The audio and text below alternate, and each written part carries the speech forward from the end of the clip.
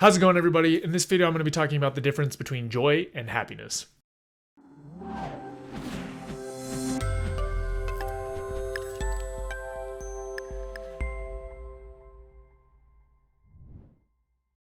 So like I mentioned, this video is going to be about how joy and happiness are different or similar or what they mean, right? Because I've seen in a lot of places people sort of using the words interchangeably or getting really strongly defensive about certain ways that they are supposed to do. So in this video, like I mentioned, I'm going to be talking about the difference between joy and happiness. I've seen a lot of people sort of use these words interchangeably. Other people use them very distinctly with really clear intentions and whatnot. So I'm going to try to do my best to clarify some of the different pieces.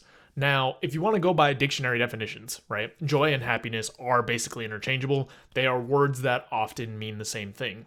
But the distinction to be made is one of a couple things. And basically what people are trying to parse out are different sorts of experiences, right? And it's a little bit of a shame that there is so much overlap between these words, even though the experiences are somewhat different. And again, there's also overlap there. But in general, there's sort of a set of experiences, right? One of them is kind of this transitory emotion of heightened positivity, right? It's this really high feeling of like, oh, I feel really good, and I feel just happy and joyful. And again, I'm using the words because those are the words that we use to describe these things, but it's kind of this heightened positivity, right?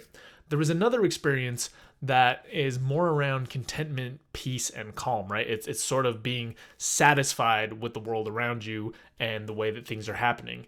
And that's more of a mental state of being, or a very low level sort of emotion, as opposed to this other experience, which is a much more heightened experience. And then sometimes people also bring in sort of a third type of experience, which is sort of this feeling of connectedness or purpose, that there's sort of a broader or bigger meaning, right?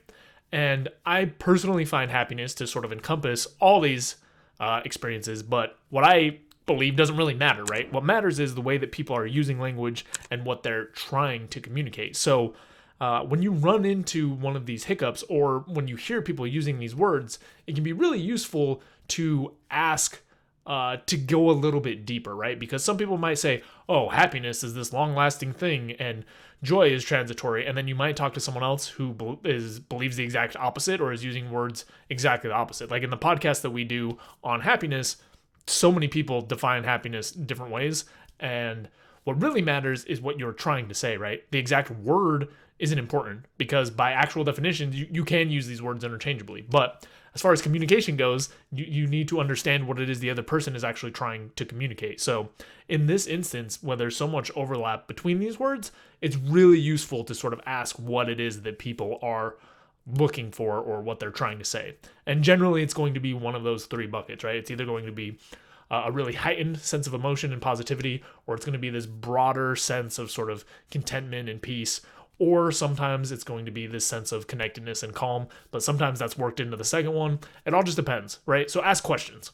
Another thing I'll bring up is that arguing about the definitions with people, especially when it comes to these two words, doesn't really matter. It's not going to get you very far. It's more important that you just kind of have an understanding of what it is that they're trying to say. So let's go on to the reflection questions. Number 1, how do you define joy? What about happiness? 2, how often do you check that others understand your terms? So hopefully that helps you understand a little bit between the difference of these words. There's not really one. The distinction is just sort of how people are actually using them. And there is absolutely a distinction in types of positive experience. So it's important to kind of get to the root of that. That's all I've got for this video. As always, if you have any questions, comments, topics you want me to cover, put them in the box below and I'll get to them as soon as I can. And I will see you next time. Thanks for watching. If you enjoyed the video, please take a second to subscribe as it really helps out a lot. If you're looking for more content, there's all sorts of information over at howtohappy.com. And if you want something a little bit more condensed and concise, I've also written the book Mindscaping, which is essentially a framework for optimizing happiness. So we'll have the link there as well. And that's all I've got. Thanks again. I'll see you next time.